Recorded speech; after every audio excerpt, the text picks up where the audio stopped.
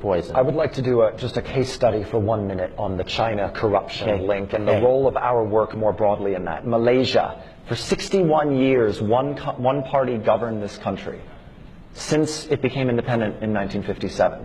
They constructed a totally gerrymandered, corrupt political system in which the ruling party accrued every advantage and doubled down on holding the tools of power, fusion of state and kind of leading economic sectors, etc. So, IRI, we had worked in Malaysia with opposition political parties since 2002. And guess whose funding we did it with? The National Endowment for Democracy. Because guess who wouldn't fund democratic political party work in Malaysia? The USAID Agency for International Development and the State Department, because they, I think the reflection was, gosh, this is kind of a one-party system. This is a bad use of our funds. And two, Malaysia is kind of a valuable military partner. So for 15 years, working with NED resources, we worked to strengthen Malaysian opposition parties.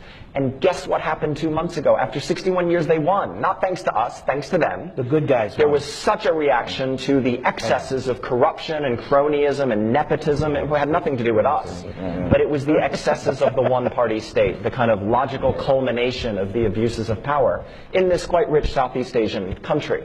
And so I visited, and I was sitting there with many of the leaders, the new leaders of this government, many of whom were just our partners we had been working with for 15 years.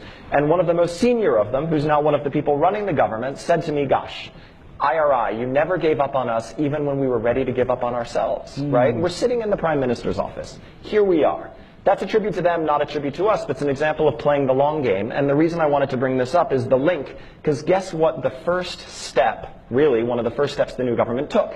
It froze Chinese infrastructure investments because it had opened the books and discovered that there was a lot of funny money swishing around what had been this very corrupt, closed, unaccountable system. Right? And so there is a big corruption cleanup, and there is a big kind of a deep dive on foreign influence in this country. This is not a hugely pro-American country. It's probably never going to be an actual U.S. ally. But this is going to redound to our benefit, right? And that's an example of the